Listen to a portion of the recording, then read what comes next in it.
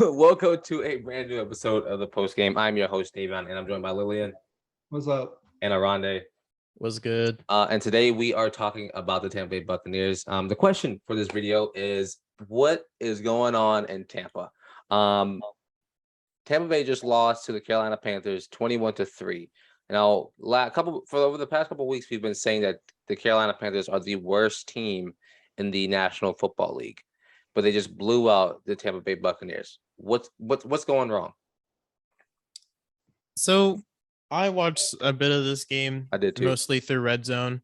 I also saw Mike Evans drop probably had the worst wide open drop of the season, arguably worse than what was it, Dobbs drop in like week 3. It kind of so PJ Walker kind of had like a Jacoby Brissett game. Come in, probably expect him to, wet the bed, but he played competently. He went, I think, like 10 of 14 in the first half and a touchdown. And I was like, they scored an offensive touchdown. That happened. Nice, clean, manageable game from PJ Walker, 177 yards, 2 passing touchdowns. DJ Moore, the leading receiver, of course, because he's just good enough for that. But he only had 6 incompletions. And then you have Brady, who threw it almost 50 times and 290 yards, but nothing to show for it. No touchdowns, barely any, and still didn't even get to the red zone, but I think twice. Just bad football all around. I mean, yeah, and a huge thing is the run game in Tampa Bay has disappeared. I mean, Leonard Fournette's not getting yards. Rashad Wright's not getting yards. Rashad Wright was the leading basically the leading rusher with 6 rushes for 24 yards on an average of 4 yards a carry. The long of 11. Carolina defense, once again, honestly, Carolina could be compared to Iowa. An amazing defense with a poopy offense. And even Carolina put points on the board this year. I mean, but the thing this is, game, Carolina had Dante Foreman with 15 for 118 and Chuba Hubbard with 9 for 63 and a touchdown. I mean, PJ Walker played well. The offense in Carolina played well, and so did the defense. And it was really interesting to see Carolina come into this game, traded away their best player a few days ago, is expected to get blown out because they're not good. And traded away their top deep threat. And then just completely dominate on both sides of the ball. So do we think it's because, Tampa Bay just didn't have anything to go off of how they were going to play defense this game? I mean, you have Chuba Hubbard and Foreman, who are, they haven't really been that big of a deal this season because of Christian McCaffrey, who they traded away. PJ Walker is still a question mark. Not many people know how they're gonna, play him. And so, maybe does that add, reasoning to why they lost this bad? There's no excuse to lose to the Panthers, dude. The only way you lose is if you play bad football, and that's exactly what happened. So, talking about the Panthers, let's move over to the Bucs. Bad football was written all over this game. Brady looked frustrated. He looked uncomfortable. He looked like he did not want to be there anymore. He looked like he doesn't want to be there anymore now. Just visibly frustrated on the football field. And so I think, do we think this should be Tom Brady's last season? No. He's 45 years old. And he's not. He's not producing. He's producing empty calories because of his team not playing well around him. Like when he was yelling at his O-line, because his O-line stinks. Brady doesn't do well without a good O-line. I mean, he can get away with maybe like a maybe 15th ranked and up, but anything other than that, he always stunk. They're missing Ryan Jensen so bad. Yeah, they need him back. Yeah, I think that's kind of like D-Hop in Arizona.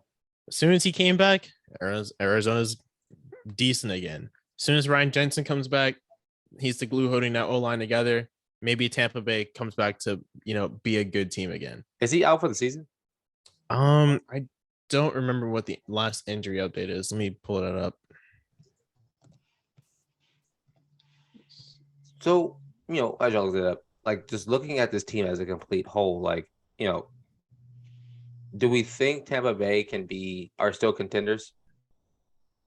And I think Jensen is out for the season. He's done till at least November. Yeah. If they get to the playoffs and he comes back, that I'd give them the benefit of the doubt to make them favorites. But until then, they are seemingly dead in the water. In a struggling NFC South, like the whole division has a losing record. yeah, like And what? Instead of the NFC least. I want to talk about those guys. They're surprising a lot of people this season. The But NFC South is in a situation where the Panthers are still in the running to win the division. the Saints are too, I think. Every single team is in the running for that, and they all have losing records. It's like when Dallas. That's like when Dallas got to the playoffs a couple years ago on a 7-9 record. That was so disgusting. There was a year the Panthers made the playoffs on a losing record. Yeah, they made it. I think it was 7-9 as well. Everybody's just been bad. But like, so do you still think Tampa Bay has potential to still make it to the Super Bowl this season? Even with the likes of the Eagles, Giants. They could. It just doesn't seem. They could, even though they probably shouldn't. Mm-hmm. Let's put it like that.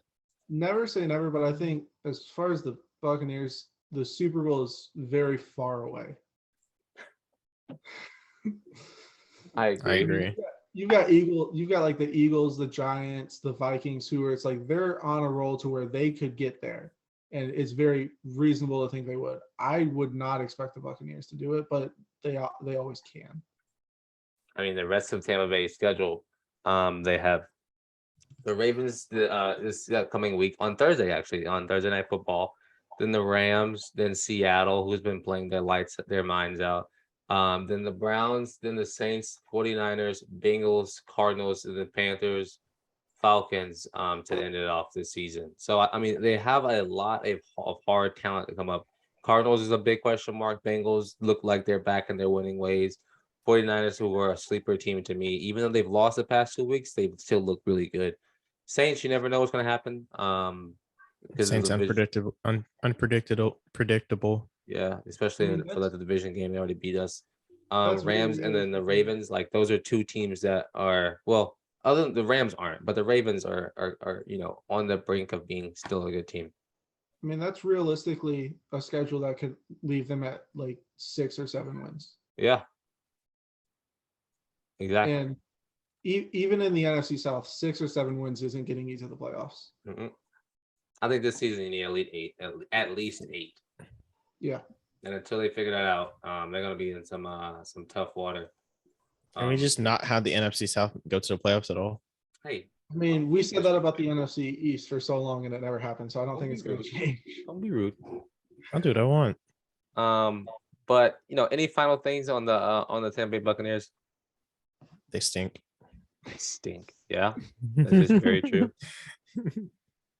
That's it. That's all I got. All you got.